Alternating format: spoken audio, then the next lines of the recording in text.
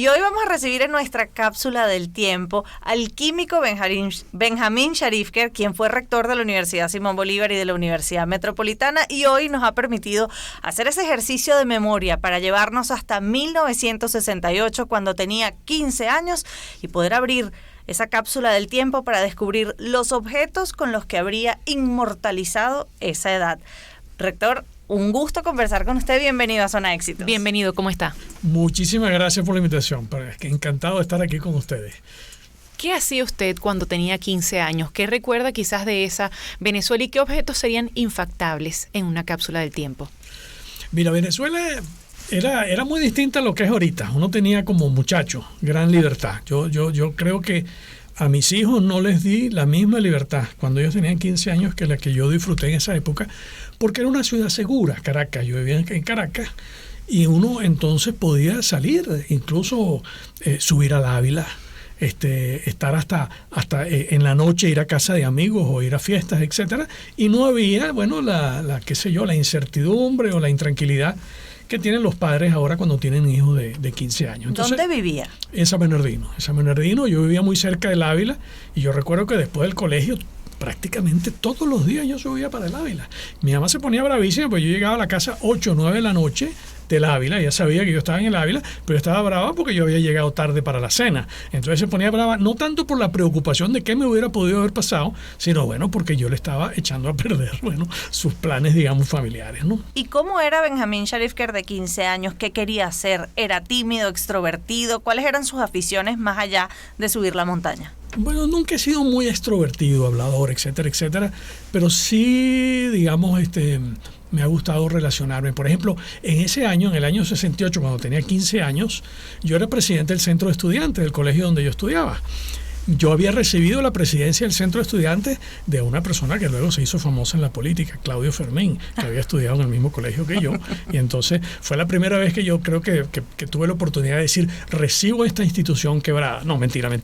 Eso es echando broma. Pero eso, bueno, esa es una frase que uno ha escuchado tantas veces. Entonces sí, bueno, me gustaba mucho, bueno, digamos, compartir con los amigos. Me gustaba mucho la ciencia. En el colegio donde yo estudiaba había un excelente profesor que organizó un centro de ciencia y entonces a mí me gustaba mucho la ciencia y mis padres desde muy temprana edad me habían permitido tener en mi casa un laboratorio. Entonces yo hacía experimentos, me gustaba, por ejemplo, qué sé yo, hacer cristales, o sea, crecer, digamos, tú disolvías, por ejemplo, azúcar en agua y entonces luego se evaporaba el agua y entonces el azúcar iba cristalizando y se formaban unos cristales bellísimos. Y yo creo que ese gusto, digamos, por la química, bueno, fue lo que me llevó luego a estudiar química en la universidad. ¿Y qué elemento de ese laboratorio quizás estuviera en esa cápsula del tiempo o algún elemento de la universidad, algún objeto? Sí, yo hubiera puesto en esa cápsula del tiempo más de alguna de esas cosas de ese pequeño laboratorio que yo tenía. Por ejemplo, a mí me encantaba destilar agua. Uno destilaba agua con un balón y ponía unos tapones y entonces había un condensador, etcétera. Yo tenía todo eso y un mecherito. Bueno, esas cosas yo las hubiera puesto en la cápsula del tiempo. Hubiera puesto el cuaderno donde anotaba lo que yo veía en los experimentos. Eso me hubiera encantado tenerlo ahora, haberlo puesto en una cápsula del tiempo y poderlo revisar, que hasta recuerdo con el esmero con que yo hacía dibujitos de lo que yo veía y anotaba, digamos, las cosas que pasaban en ese laboratorio. ¿Y qué música lo acompañaba? ¿Había alguna banda que estuviese sonando de fondo mientras estuviese haciendo esos cristales? Sí, la música era muy importante. Mi papá era bastante melómano, tenía una colección de discos, digamos, tanto de música folclórica latinoamericana en general y música clásica, pero bueno, ese no era mi gusto en ese momento, ¿no? Mira, yo creo que el disco blanco de los Beatles, creo que es de esa época. Ese lo pondría yo en la cápsula del tiempo. El disco de los Rolling Stones, donde está Simpatía por el Diablo, que no recuerdo cómo se llamaba el disco. Yo creo que eso estaría definitivamente en la cápsula del tiempo. Esa es la música que yo escuchaba. ¿Y recuerda cómo se vestía? ¿Qué cosas estaban de moda en 1968? Zapatos de gamuza. Los zapatos de gamuza era una cosa, bueno, los blue jeans, por supuesto. En fin, no sé qué más. ¿Cuáles eran los lugares que estaban de moda cuando sus amigos decían nos vemos esta tarde? ¿Dónde era? Drugstore en el Centro Comercial Chacaíto. Drugstore. Era de un sitio en donde, claro, hay perros calientes que eran también larguísimos. Yo creo que ese era uno de los sitios, digamos, que de reunión que uno iba. Viviendo yo en San Bernardino en esa época, uno iba mucho al cine, pero uno iba a los cines que quedaban en el centro. Yo iba mucho a los cines que quedaban en el centro, Cine Rialto, Cine Ávila, Cine Junín, o sea, cines que quedan en el centro. Uno se olvida que el centro de Caracas existe, ¿no? Yo recuerdo una vez que llevé a un sobrino mío, que cuando cumplió 18 años creo que fue, y entonces él quería un equipo de sonido, y había una tienda en la Plaza Candelaria que vendía equipos de sonido. Entonces lo llevo en el carro y le digo, bájate aquí en la tienda y ves viendo los equipos de sonido mientras yo me estaciono. Y me dijo, no, tú me dejas solo aquí. Primera vez que yo vengo a esta parte de la ciudad. Que por cierto, ¿qué ticket quizás de película llevaría a esa cápsula del tiempo? ¿Alguna película del momento a la que ninguno podría faltar? Oye, tendría que hacer memoria, honestamente no me recuerdo de ninguna película de esa, pero yo recuerdo que sí, yo con mis amigos del cine, pero qué película. Una vez fuimos a un cine que había en la Plaza Venezuela que se llamaba Teatro del Este, Cinemascope. Eso era, digamos, una tecnología impresionante. Y era una película de vaqueros, no me preguntes cuál. Y fuimos a la sesión de las 3 de la tarde, pues, de muchachos. Sí, matiné. Matiné se llamaba, exactamente. Entonces, bueno, estábamos echando broma, como hacen los muchachos, o hacían los muchachos en el cine en esa época, y otros que estaban ahí que querían ver la película nos decían, bueno, quédense tranquilos muchachos y tal y qué sé yo. Entonces, bueno, le decíamos, no, lo que pasa es que llegamos tarde, hemos debido haber venido a la sesión, porque creo que había también funciones a las 11 de la mañana en esa época. Era una cosa impresionante.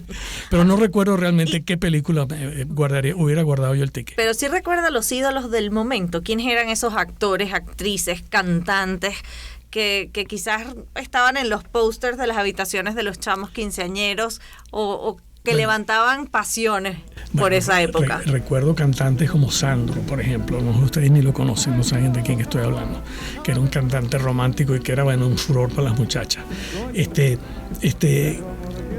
Bueno, había los cantantes, venían a Venezuela y hacían conciertos, había chilenos. Estoy tratando de acordarme, había muchos cantantes chilenos, españoles, que venían, no recuerdo los nombres ahorita, pero que uno iba a verlos, cantaban canciones del folclore latinoamericano o baladas, digamos, de cantar. Oye, estoy tratando, en fin, no recuerdo los nombres. Vamos a ponerlo a hacer memoria más adelante. Estamos conversando en esta cápsula del tiempo con el exrector Benjamín Sharifker. Antes de entrar a grabar esta entrevista, hablábamos de que nació en Buenos Aires, Argentina. ¿Cómo fue esa llegada a Venezuela y quizás cómo fue para la familia? ¿Fue algo difícil? ¿Cómo se adaptaron al nuevo país? Sí, yo nací en Argentina, mis padres eran argentinos, lamentablemente fallecieron ambos. Llegamos en el año 57, yo tenía 4 años en ese momento. Vinimos en barco desde Buenos Aires a Caracas. Mi papá trabajaba en una compañía de seguros y lo habían enviado a Venezuela a abrir una oficina de una empresa de seguros. Y recuerdo que el viaje en barco fue muy agradable porque era un barco me imagino que era un crucero, tenía piscina, el barco. Había parado en varios puertos. En Río de Janeiro, posiblemente, porque se hablaba portugués, cosa que yo jamás había escuchado y no entendía nada, no sabía por qué. Paró en Trinidad, recuerdo entonces los policías con esos cascos que usaban en Trinidad y shorts, que también me parecía, digamos, una cosa muy curiosa. Y finalmente, por supuesto, en La Guaira. Eso fue, digamos, tengo algunos recuerdos de esa época. Y luego, bueno, tengo recuerdos de Caracas cuando yo era muchachito. Yo me acuerdo las elecciones que serían del año 58, 57, no recuerdo cuándo fueron, si esas elecciones debían haber sido en el año 58, diciembre del 58, si mal no recuerdo, que venían unos Volkswagen, venía un Volkswagen blanco y venía un Volkswagen amarillo. El Volkswagen blanco repartía tarjetas blancas y el Volkswagen amarillo repartía tarjetas amarillas, porque en ese momento se votaba con tarjetas, la gente votaba con tarjetas de colores. Y los del Volkswagen blanco, bueno, repartían tarjetas y decían que el blanco era el color de la Marina, lo cual era mentira, porque el candidato de la Marina, que era Wolfgang Larrazábal, era el candidato de la tarjeta amarilla. Pero los que hacían propaganda por la tarjeta blanca decían, dígale a su papá o a su mamá que vayan a votar y que la tarjeta blanca van a votar por el candidato de la Marina, que era muy popular en ese momento. Era Wolfgang Larrazábal, pero el candidato blanco era Rómulo Betancourt, quien se hizo con la presidencia ese año. La presidencia, exactamente. Volvamos a ese año 68. ¿Cuáles eran los sabores de esa adolescencia? ¿Algún helado, chuchería, comida favorita que quizás hubiese podido inmortalizar en esa cápsula del tiempo si pudiese mantenerse el sabor hasta nuestros días? Raspados de granadina, creo que una cosa roja, yo no sé, pero eso era una maravilla, los raspados. Los helados que digamos que había unos helados que eran lujosísimos, que eran unos conos, ¿no?, con barquilla, que se llamaban, no me acuerdo cómo se llamaban, pero bueno, eso era una cosa que tenían maní, chocolate, eran de mantecado. Y luego, bueno, los helados de fruta que había, de palitos, pues, eso era sabrosísimo. Los sorbetes. Profesor Charifker, ya haciendo en retrospectiva un balance sobre su vida, quizás ¿qué le diría, qué consejo le daría a ese muchacho de 15 años que subía al Cerro El Ávila y llegaba a las 9 de la noche a su casa? ¿Qué cosas que ha aprendido hoy no sabía a los 15 años y quizás ese muchacho debió haber sabido?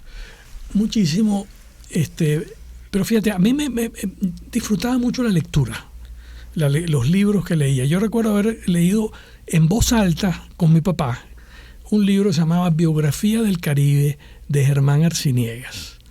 Germán Arciniegas era un autor con un lenguaje bastante pastoso y de difícil, digamos, en fin, de difícil lectura. Pero yo recuerdo que a lo largo me imagino que fueron varios meses, porque eran muchas sesiones de leer en voz alta ese libro. Yo le recomendaría a un muchacho de 15 años eso, que se dedicara mucho a desarrollar en las etapas tempranas sus intereses, o sea, las cosas que le puedan gustar. Por ejemplo, sus intereses intelectuales, leyendo el libro de García Márquez, por ejemplo, 100 años de soledad. Yo recuerdo haberlo leído en esa época. Mi papá lo había traído de un viaje a Buenos Aires.